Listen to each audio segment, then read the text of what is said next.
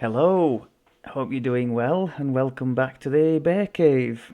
I really ought to call this series the Chronicles of Purple or something because he seems to be the one I've been focusing on.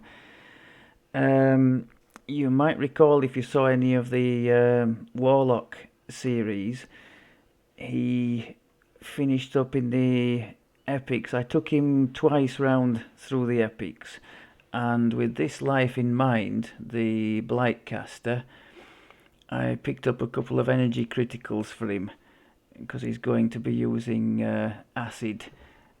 So I thought that might help a little bit.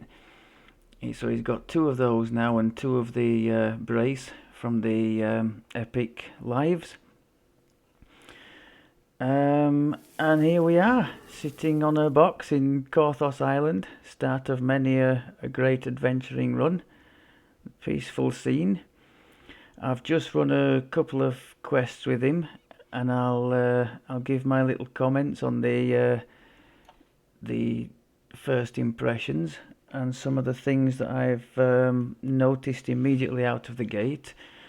I might have mentioned before that my main character is a cold druid, so I have quite a bit of experience on like leveling the class and what it can do at the cap. So maybe I'm in a reasonable position to comment on some of the differences, both favourable and less so, with this one. Some of them that sort of spring out straight away. I've left him at level 1 here. He could have gone to level 2 with the XP stones. One of the advantage of taking so long between reincarnations is that I seem to amass enough of these little stones from the silver dice rolls to go to level 2. But I digress. So the spells, let's just go into the tavern and then we can see them properly. There are some notable changes in my opinion already from the standard druid at level 1. The biggest standout one for me is the Night Shield as a spell. Now the druid never gets anything like that unless you kind of cheat and take it in the the Fey Dark Illusion tree, or when you go into Epic you can also get it from the Shadow Epic Destiny, I think. In fact, I don't think I know. But that's a big plus. I like that. And then we've got the thorn. The whole thing is sort of themed around thorns and acid and poison, isn't it? The Blight caster. So we seem to have an addition of these thorns and the acid spray. Now that's the other thing I noticed as a standout at level 1. And you may or may not see Purple's gone human this time around. I thought that he has no racial points anyway. I thought there was nothing particularly compelling race-wise to do as the druid, except for the Dragonborn, which you need to spend a really decent amount of points in the tree to get the good stuff up at the top. So that being the case, I thought, and I wasn't quite sure how many, if any, points I'd have for the racial tree. I thought I'll go human, get the extra feet and get this off to a lightning start. Well, I was surprised. I thought this acid spray would be really cleaning things up and making the start really nice.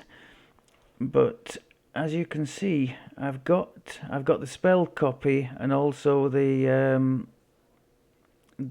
spell-like ability there with the empower and maximize on, and it just doesn't feel to me like it's hitting with what is that? That's 225 extra spell power. It should be on those things. You can judge for yourselves, but I've been distinctly underwhelmed by that. I've tried the... Let me show you. I've tried, because that's a multi-selector. I think they're all multi-selectors as you go on up. I think there's a thorn one or an acid one. The thorn one is just a replica of that spell, that thorn strike. Single target, and yes, it's from range, but pretty underwhelming, to be honest. I can hear people saying, well, what do you want at level 1? It's very, very short range, this acid spray. Practically melee range, if not melee range. I suppose combined with the entangle, which I've also taken, that's what I'm trying, but it's far from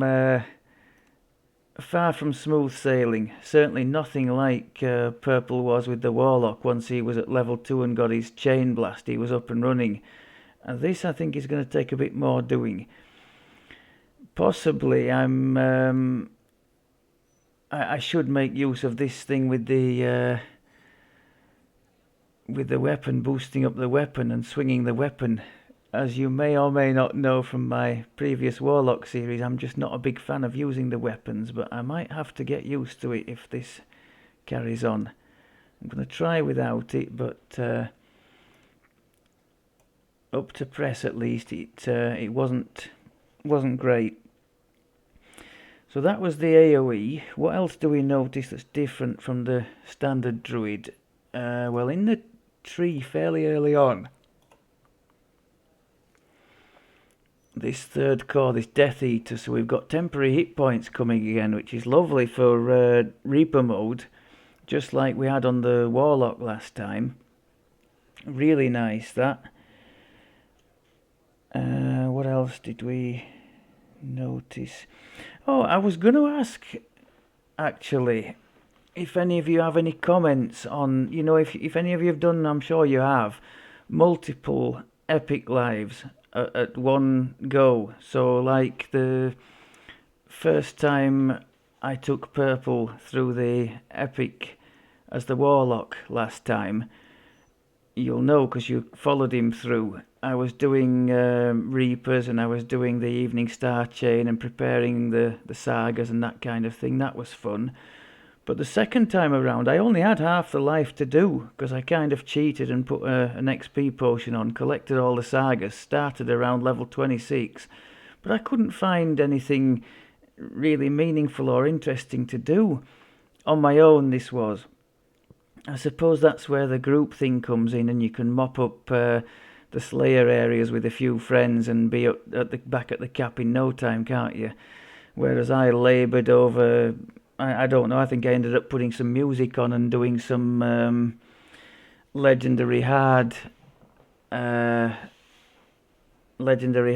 sagas, which I could have done with my eyes closed, but so not exactly the most stimulating run through to the end. Hence my question, do you guys have any recommendations, particularly as I tend to run solo?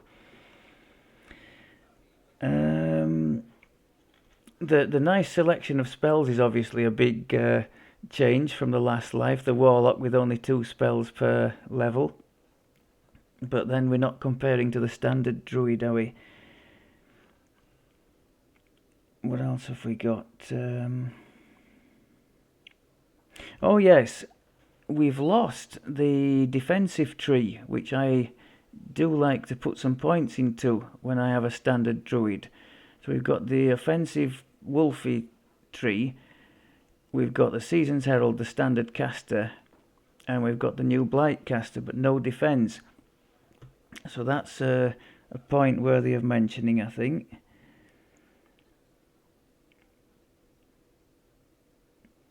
I think the Druid in general seems to be a fairly polarizing class. People either really enjoy it, which I certainly fall into that category, or they don't quite get the Druid as nuker thing.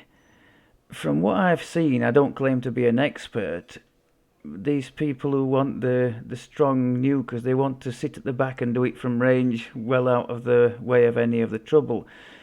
The way the cold Druid plays, at least from what I've done, I try to.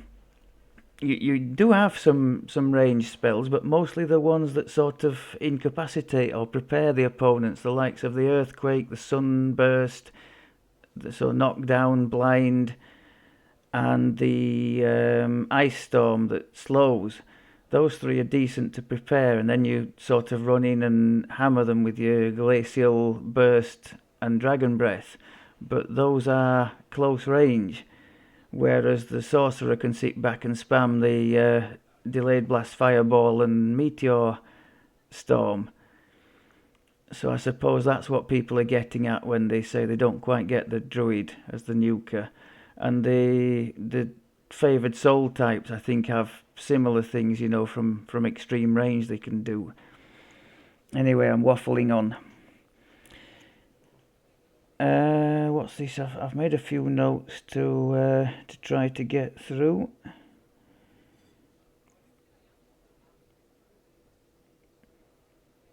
Oh yes, this Blight Druid might be a nice one in general. For any of you who are thinking, well, I'd quite like a Druid life for my completionist eventually, but up to this archetype being released, the Druid past life was more or less useless. The bonus to summons, I mean, summons are pretty useless in the game anyway, in general. So +2, +4, +6 on abilities on summoned or hired things, they're still going to melt in the face of any serious difficulty level. So to have this option instead, which gives you 5 acid and poison for each spell power, for each past life, that's something a bit more telling if you have a build that could make use of that, and there are a few around, not least of which Purple's end build. That tanky warlock he was doing last life was using the Thorn spell-like abilities from the primal tree, which are acid and poison. So 5 more on that. It's a drop in the ocean, but it's in the right direction for him. So I'm not going to complain. I think that's about all I had for the waffle. I've just thrown some of the basic gear on, which is more or less the same. In fact, it is the same as what he would have had at this level as the Warlock. So we've got these level 1 items from the Borderlands, just one for the Mythic boost. So you've got a bit of extra spell power, same for the ring down there. We've got a bit of extra acid power there with corrosion. The gloves are giving a bit more. Oh, there's a Reaper enchantment on there as well. Just little bits of extra. And these boots are nice for the speed. If you don't have the Quiver of Alacrity, so you're struggling for run speed in early levels, which many of us do, these boots are a decent way to solve that. Or you can just choose the Long Strider spell to give you a slightly slower run speed, but you're not messing about having to click this thing every 5 minutes. The one decent piece of gear I do have, which does make itself felt in these very early levels, invulnerability, which is damage reduction 5. Now, a lot of stuff isn't going to do more than 5, especially only on elite, which these Korthos things are. So you're going to find yourself taking a lot less damage than you thought if you have the ability to Kenneth craft one of these.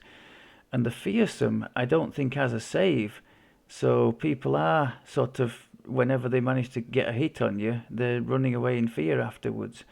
So it's quite a nice item to have. Right, let's get into the quest proper. Now, I'm really not optimistic about this. I'm just going to be using the 2 acids and the entanglement, and probably having to swing the weapon a bit. I've packed some starter potions of heal light wounds because unlike last time, we don't have the we don't have the false life that the warlock was relying on. So we're going to have to be dealing, for now at least, in real hit points. Your waiting bears fruit. This must be the Collaborator stepping in from the dark. Let's get the shield on.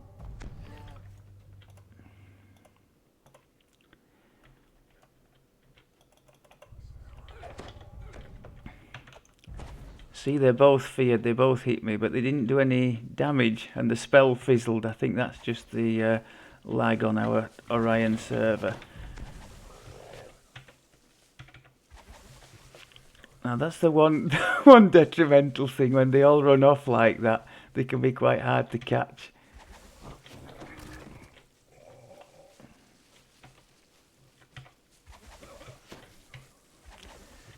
See that the damage isn't exactly overwhelming, is it, on these things?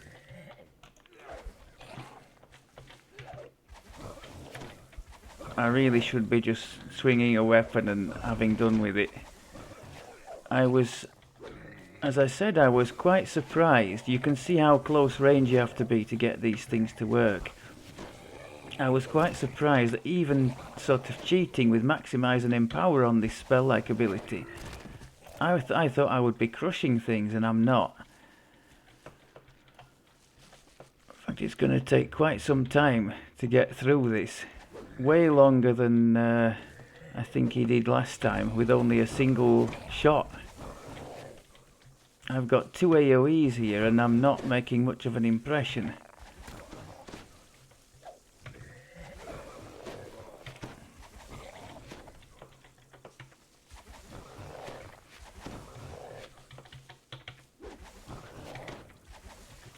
Yeah, I should be swinging the weapon a bit here. It's getting ridiculous. I'll have to look into adding that, especially on the lower levels, adding that shillelagh thing in and see if I can make any use of the weapon, because Your stalwart defense gives the Sahagin pause. it's not happening at the moment, is it? Outside for a final assault. You notice a small chest hidden behind the bar. I'll give a disclaimer here. Until I'd started this live, I'd never tinkered with the Blight caster. So rather than a straight guide, this is more like a sort of a playthrough and how does it compare with the standard Druid, and what seemed to go well, what went particularly badly.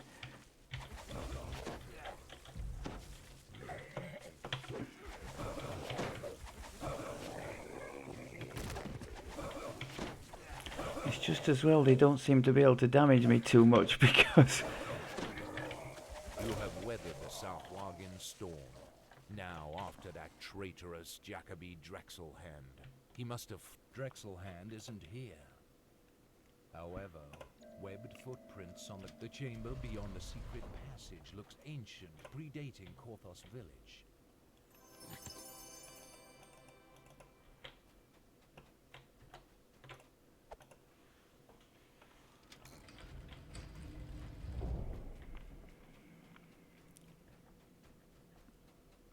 get these two together perhaps. Oh my god, was that lag or did I... No, I think I just ran into the stone there. Let's give the game the benefit of the doubt.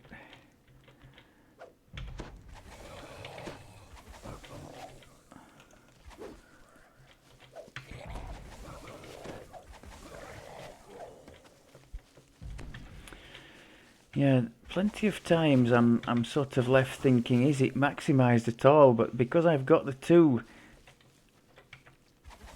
the spell-like ability with the full metas on and the standard thing, I'm able to see that yes, there is a difference, but even the big thing when it hits is not particularly amazing with the damage.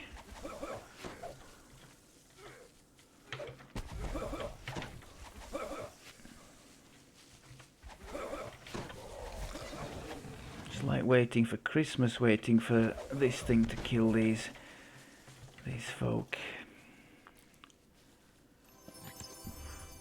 I know. What do you want at such a low level? But I guess I'm a bit bitter because I kind of cooked up this little strategy of abusing the 2 feats they get at the start, the maximising in power, and it's had about as much success as a flat fart, I'm afraid.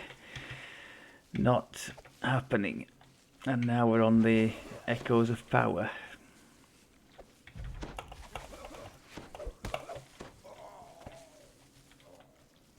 And what's really embarrassing is swinging the weapon seems to be doing There's nowhere left to run. as much, if not more, than that fully meted spell is doing.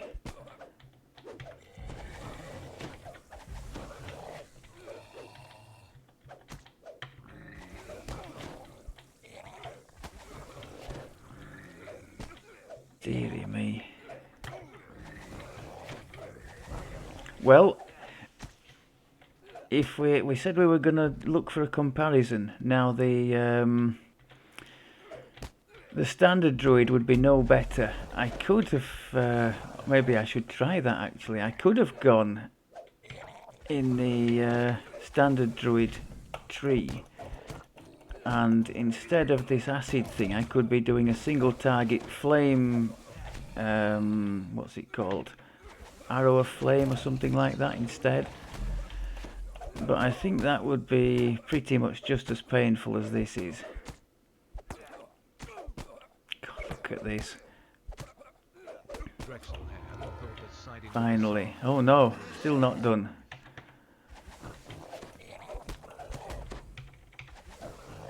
Don't tell me we're gonna die to this thing, please. It's possible.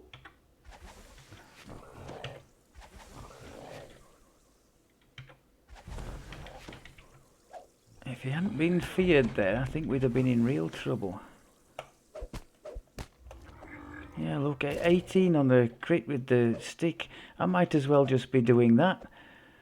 In fact, I'll give a try to that shillelagh thing before the next episode, and I'll let you know, because that's just feeble in my opinion, all that.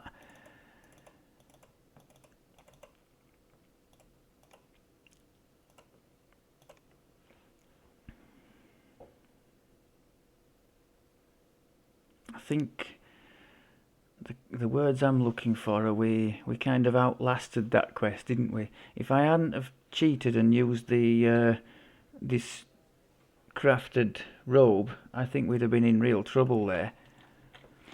Of course I could have moved to avoid some of the damage, but then you have to be so close to get these acid sprays to hit. What am I doing here? I don't want any of that, do I? So yes, closing thoughts are just as with the Druid when it starts out.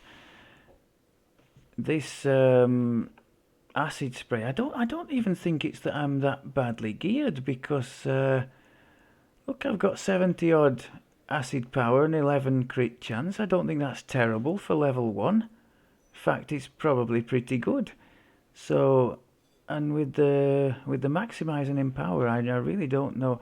I think I've got memories, vague memories of starting out with a sorcerer, and I think they get these burning hands and acid spray, don't they? The same spell, and I seem to remember it doing rather well, you know, with the metas on. So I can't quite fathom why I'm struggling so much here. Was there anything I missed to show? Yeah, let's have a quick look. So the stats, I think that's inflated by a piece of gear he's wearing, that dex. But I started with strength 8, dex 14. Now the Blight caster gets to choose from 2 forms, and one of them, the Hive Master, comes with evasion, which you may or may not know I'm a big fan of.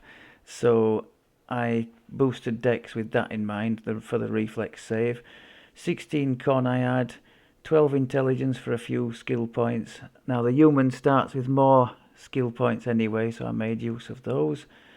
18 wisdom, which was the max I could have, and charisma was a dump stat.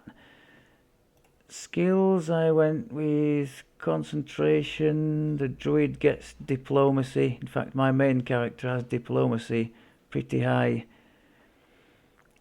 Heal, spellcraft, one in tumble. I put as many as I could in UMD, but that's still going to be really low because I'm not putting anything into charisma. So that's going to be an issue as well. So that's where we're at. It's a little bit of a disappointment to start with, but I don't know. What do you expect at level 1? I think generally in the very low levels, the pro casters will tend to pick up a weapon and put Master's Touch on a great axe or a great sword or something and just hammer away with that, which I could and probably should have done. But I wanted to test the thing out, and I guess now I've got my answer. I think my other stipulation for this is going to be I'm going to have this as the main tree, aren't I? I can't go wandering off and do like a couple of points in here and just play it like a normal druid. That's not going to happen. We're gonna do a proper test. Have the Blight as the main tree and see how we go. See if we can find some winning formulas in here. Okay, I've waffled on for far too long already. Thank you very much for looking, and I'll speak to you soon. Take care.